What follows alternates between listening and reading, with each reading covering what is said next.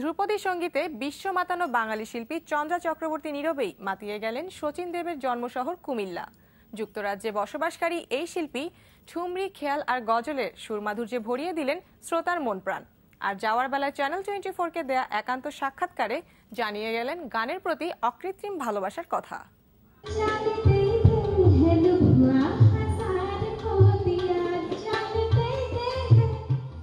তার ধ্রুপদী সঙ্গীতের সুর ও মূর্ছনা ভালো লাগার শেষ প্রান্ত ছুঁয়ে দেয়।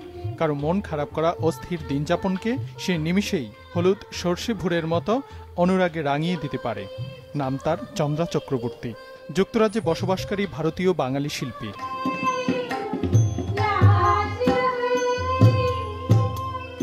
সঙ্গীতের স্নিগ্ধ মায়াবী সুর ও এর অমৃত সুধাই তাকে কলকাতা থেকে টেনে নিয়ে গেছে এশিয়া, আফ্রিকা, ইউরোপ সহ সারা পৃথিবী। ক্লান্তিহীন গান করে চলেছেন সর্বত্র। গানে অকৃত্রিম আবেদন ছড়িয়ে দিতে পারেন বলে বিশ্ব গণমাধ্যমেও পাচ্ছেন সমান গুরুত্ব।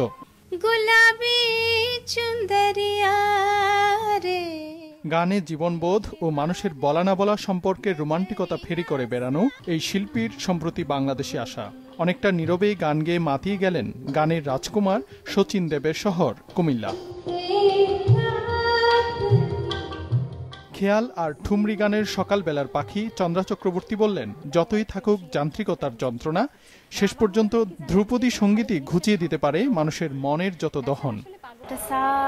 বলে একটা শুরু যে হচ্ছে না, সেই সঙ্গে সঙ্গে একটা ভীষণ শান্তি চলে আসে মনের মধ্যে, এবং এই শান্তিটার খোঁজেই কিন্তু মানুষ দৌড়ে বেড়াচ্ছে।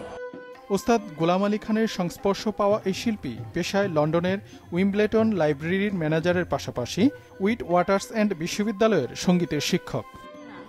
যে না পাওয়া, যে চাওয়ার যে বেদনাগুলো, সেগুলো ঠুমরির মাধ্যমে আমি অনেক বেশি ভালো করে প্রকাশ করতে পারি। শুধুই গান গাইতে প্রথমবারের মতো বাংলাদেশে আসেন সঙ্গীত পরিবারে বেড়ে ওঠা চন্দ্রা চক্রবর্তী। তবে অস্তিত্বের কারণে এই বাংলার প্রতি টান একটু বেশি, বললেনও তাই। আমার পিতামহ, প্রপিতামহ সবাই তো বাংলাদেশেই জন্মেছিলেন, সেই জন্য বাংলাদেশকে আমি সবসময় নিজের দেশ বলেই মনে করেছি।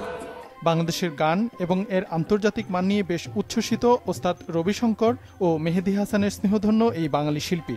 তবে মৌলিক গানকে টিকিয়ে রাখতে আরও সহিষ্ণুতার সঙ্গে সঙ্গীত চর্চার অনুরোধ তার। বলেন যে ইয়াংস্টাররা তারা ভীষণ চট করে অ্যাট্রাক্টেড হয়ে যায় অন্য মিউজিকের প্রতি, যেখানে উন্মাদনা রয়েছে। আমরা আশা করছি যে আস্তে আস্তে তারা এই যে ধীর স্থির একটা ক্লাসিক্যাল মিউজিকের যে রুটটা, সেইটাকে খোঁজার চেষ্টা করবে। চন্দ্রা চক্রবর্তী ফিরে গেছেন যুক্তরাজ্যে, তবে কথা দিলেন আবারও আসবেন, আবারও গাইতে চান ঠুমরি, খেয়াল কিংবা মন উজাড় করা গজল।